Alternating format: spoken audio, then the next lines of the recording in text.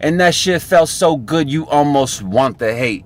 You invite the hate. And that's probably why I curse so much on these videos, is because I invite the motherfucking hate. Is because I want to show you that even though I got a mouth of a motherfucking trucker, I'm still flying that corporate motherfucking ladder. I'm still on that executive team. I'm still at that fucking executive conference room, at that executive table, chilling with the motherfucking executive staff.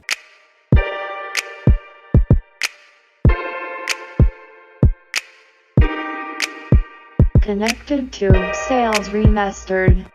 What's up, everybody? Welcome back to Sales Remastered. My name is Daniel. I'm your host, and in this episode of Breakfast of Champions, being brought to you on a Saturday, so that way you can get your hustle nutrition on the weekend too. I got you, boo-boo. Take a seat back. We're going to talk about, in today's episode, the alternative.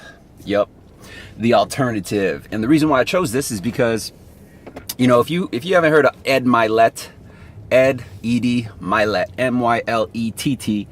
He's an influencer that actually lives pretty close to me. He lives in Laguna Niguel, or Laguna Beach. And, you know, I stay in South OC as well. And he had this video that really, you know, like I was able to relate on. And it was about, you know, do you ever get approached by people who are confused about your motivation, who are confused about your actions, and they question it? And of course, man, I am, especially as of late, because of what I do. And it's because I'm sharing all this information on the channel. And of course, you're going to get judged, right? Like I'm almost 38 and I have a vlog, right? So, right? You see what I'm saying? So a lot of people within your circle, if they're not on your level, sometimes they'll question the things you do because they just don't understand things that are on that level. And so he, you know, I responded back to him. I was like, yeah, you know what? I get questions all the time about my actions. One of the most common questions that I get actually has to do with, oh man, look at me. I'm shining so bright. You guys probably can't even see me. Nope, that ain't it. Anyway, I get asked this common question all the time of, how do you stay so motivated? You know, what's your goal? Where are you trying to go? Because they don't understand why I'm taking so many actions and why I always go a little bit, do that little extra, right? And sometimes to some people it's mainstream to be like, why you got to be all extra? Like doing extra is almost bad, like there's a bad anchor to it. And you know, my answer all the time, every time I do get that question, is how do you stay so motivated, is that I always answer, well, I understand what the alternative is. And I think we all understand what the alternative is. We just have to look at it. And so I'm going to invite you to look at it with me, because there are two kinds of alternatives. There's the good alternative, and then there's the bad alternative, right? And what I found was that when you're at your lowest, you're always aiming for the good alternative. Meaning, like, you know, like when you think back to the car you got right now, well, when you first wanted it, your car probably wasn't as smooth as it is now. Does that make sense? So you wanted the better alternative.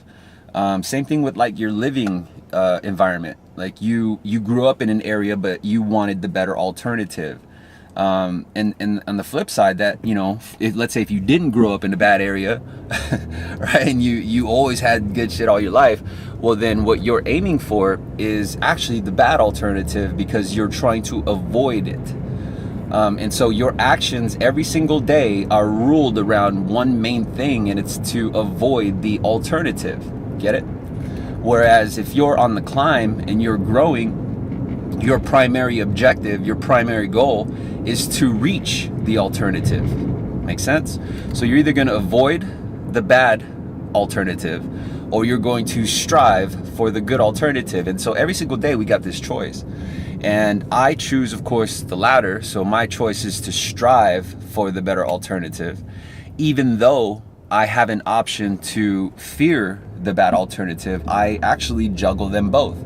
And so, for example, if I need to dig deep for confidence, then what I'll do is I'll aim for the bigger alternative. I'll strive for the positive, the good alternative.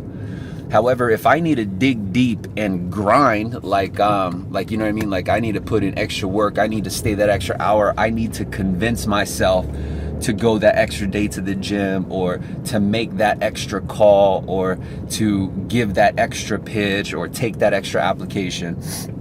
What I use to dig deep in that regard is the bad alternative. And so I don't want to go backwards. I don't want to give my children the life that I had growing up, meaning that, you know, the environment that I had. You know, I had love, I had guardians, I had family that were there for me. You know, although wasn't your traditional way of growing up, I'm blessed to have had it. But the surrounding, the experiences, the environment, the schools, you know what I mean? All that is something that I strive to keep my family away from. And so I hope that you are able to dissect both alternatives, to separate the two and know when to reference them. Because I believe that you're watching these videos right now because you are trying to avoid the alternative, the bad alternative of not being motivated, messing up, feeling dumb, feeling rejected. You are striving for the positive alternative, which is making selling easy, right? Getting more sales, increasing your income, hitting the top tier, understanding how to develop the right mindset. And so you're striving for that, and at times it's gonna push you. But then there are times where you just don't feel like doing anything, right? Like you're burnt, you're spent, and you just don't, you know what I mean? Like you just are in that state, and I get it, I get there too. But when I get there, in order to really dig deep and put that fire under me, I remember the bad alternative. I remember that without action, I'm headed in that bad direction. I'm headed towards what I've worked so hard to avoid.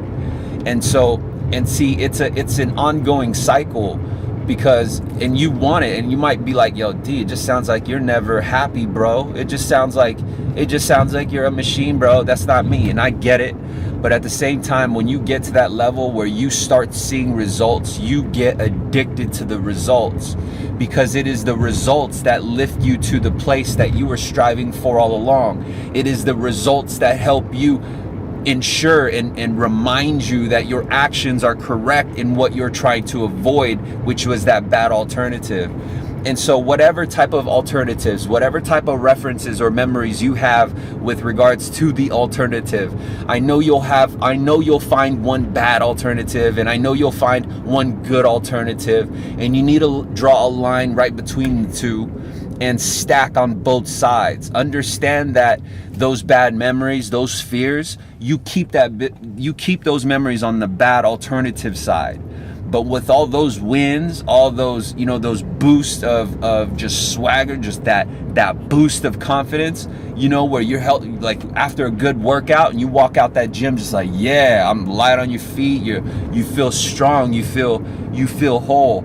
You need to add that memory onto your positive alternative, because that is what's going to keep you thriving. You're going to aim for that result when you don't feel like waking up early, when you don't feel like going to the gym, when you don't feel like getting that extra sale, when you don't feel like staying that extra 30 minutes to make those extra 10 calls. You want that feeling. You want the goodness of that positive alternative. And so my answer to you again, Daniel, how do you stay so motivated? Well, listen up. How I stay so motivated is because I understand the alternative. And because I understand the alternative, it is my fear that becomes the fire.